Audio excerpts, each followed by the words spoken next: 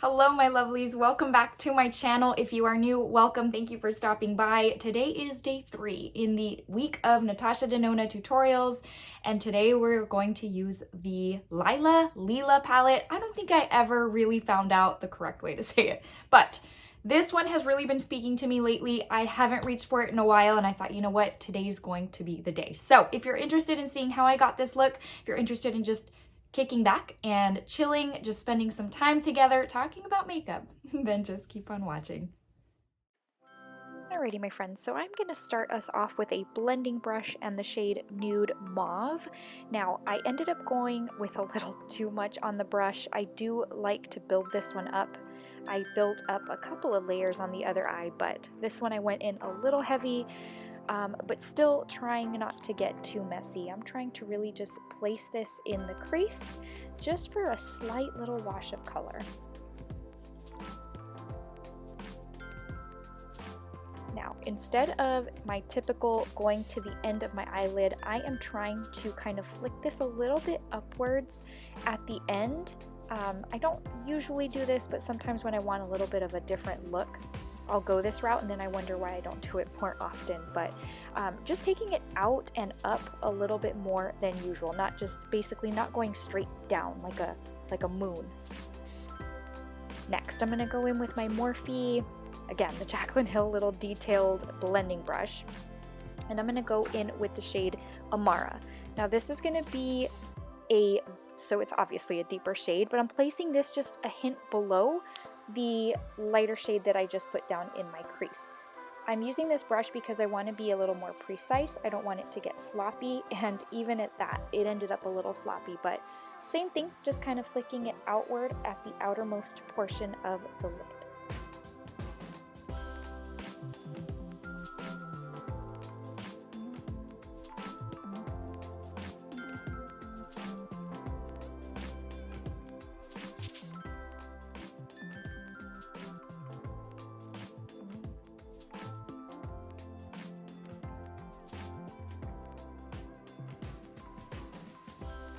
Now, going back in with that same blending brush that I used at the start, I'm not going in with any additional product. I'm just kind of blending that a little bit more because it wasn't peaking up as much as I would like. And once I added a little bit more blending, again, not more product, just more blending, it took it up and diffused it really, really nicely.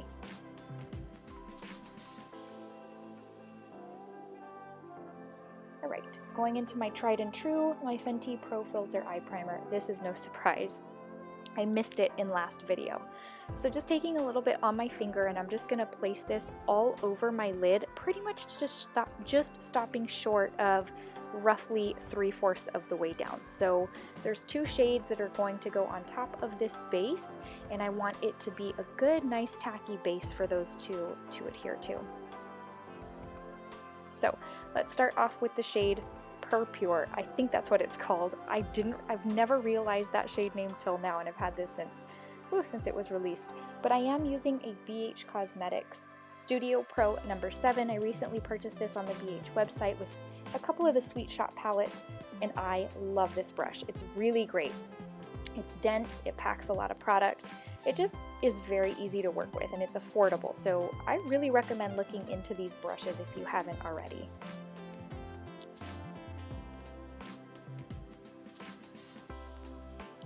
So the way I'm placing this down, I almost forgot to tell you, is kind of like in a half moon shape. I'm placing it on the innermost portion of my lid and taking it up into like an arch. And then on the other side of that brush, I'm going to go in with the shade Magnetic. And this is going to kind of go, it's almost going in a diagonal shape. It's going to go right next to that first shade, but also right under that first shade. If that makes any sense, I hope it does.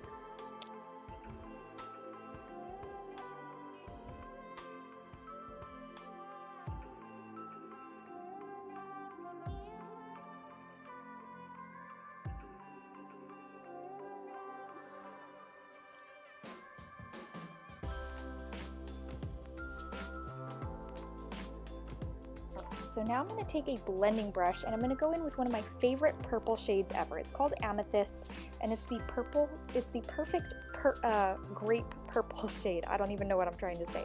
So placing this It's with a blending brush, but I'm trying to be a little bit more precise with my application. Typically with a blending brush, I can get a little bit messy and it kind of wants to go everywhere, but same thing, just kind of placing this down. It's going to end up looking like it's in a diagonal, you know, shape, or it's leaning a little bit diagonally, but just trying to place this down, blending it out without getting it too messy and without getting a ton of fallout, which it doesn't really have a lot, but my foundation is done and I'm not trying to mess that up. So I'm going to go back with my shader brush, that same brush that I used to lay down that middle shade, no added product, and I'm just going to kind of sweep between the two, between that one and the purple, just so that they look a little bit more blended, because if not, then it looks like basically 3 stripes on my eye.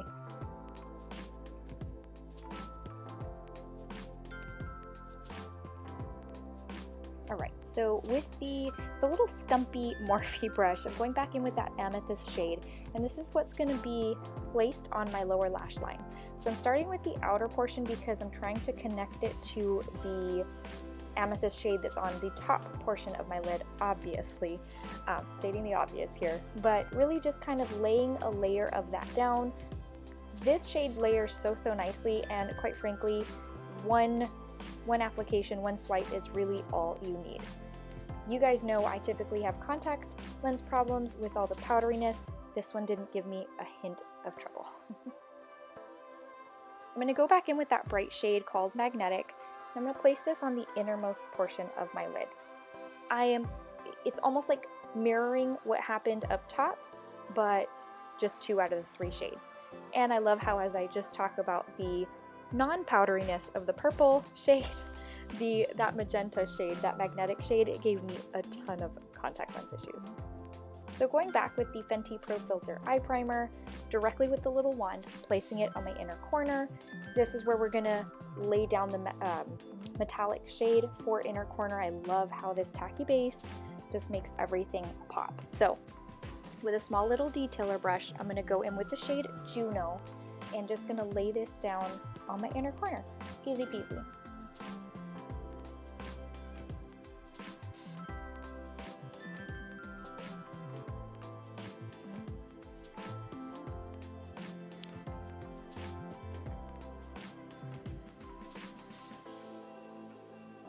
So this look definitely calls for some black liner. So I'm going to go in with my, I think this is LA Girl, and just going to place this on my waterline and on my, and I'm going to tight line with it. I'm trying not to get super close to my eyeball again, because my contact lens will pick up anything and everything, but just trying to really closely get to my lash line, my upper lash line, but yet still have something there without doing actual winged liner, to where it will help my falsies just kind of just pair better together.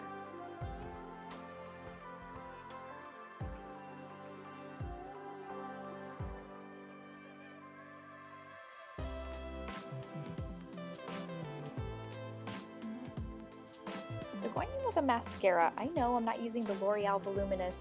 This is, I don't even remember what it's called. Let's see. It's the At Lash'd, and I got it like in a little baggie full of, you know, deluxe samples.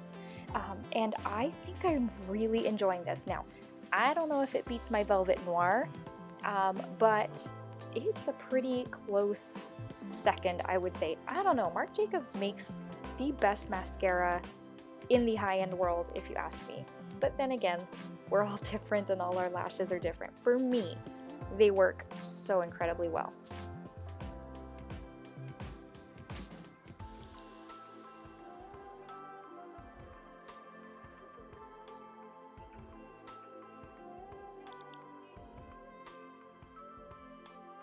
So we're going to go ahead and go into lip liner. This is Kylie Cosmetics and it's called Valentine. I can't even tell you the frustration with these lip liners that end up like sinking back into the little wooden pencil case thingy, and all you have to do is like, this makes no sense. I don't know. I know a couple of y'all in my last video said it happens too, but this is so bizarre. And it has happened not only with these, but the KKW ones as well. You'll have to let me know if you've got other brands for which these happen to. I know one of y'all had mentioned Huda.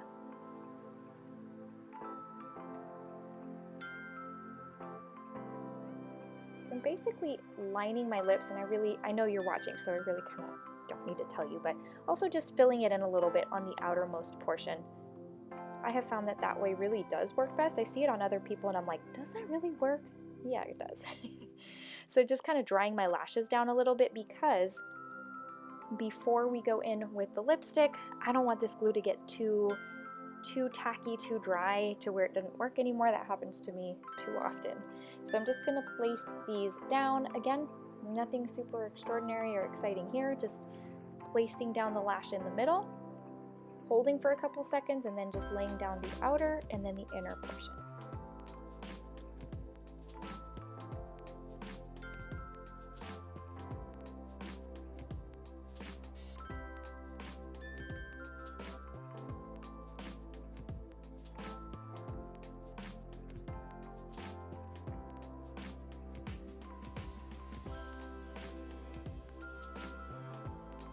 So now we'll go in with the pairing lipstick to that liner we've already placed. This is also in the shade Valentine. It's from a couple of, obviously, Valentine's Day back. And so I love this shade. This shade of pink is so perfect. The formula on this one, it's really strange because it is a matte lipstick. It's her matte formula, but this one doesn't dry my lips out like a lot of her others do. But I feel like you could take this one of two ways. You could go bright on the lips to kind of match the eyes, or if it's too much for the eyes and you feel more comfortable, then tone it down and take a nude, or, you know, just take it to a nude lip. So either one works.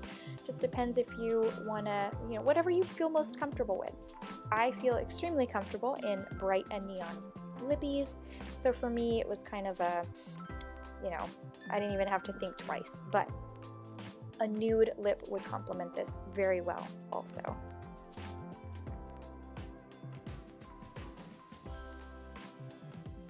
And so my friends, with that, we wrap up another tutorial. I hope you enjoyed, and thank you so much for spending some makeup time with me today.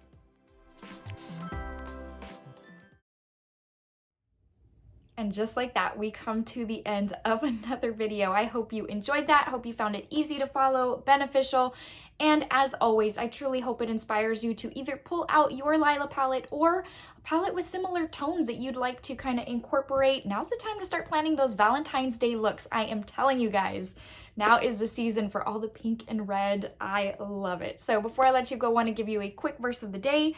Today's comes from 1 John 3:18, and it says, "Dear children, let us not love with words or speech, but with actions and in truth." I just want to encourage you to be practicing what you preach by your actions. Talk is cheap. I mean, we've heard that saying left and right, but talk really is cheap, because if your actions say something else, then why are you even, you got to practice what you preach. Be kind to others. You don't know what others are going through. And in this is a very cruel world, and we are finding that out every single day. So change your own world and be kind to one person and change their world too.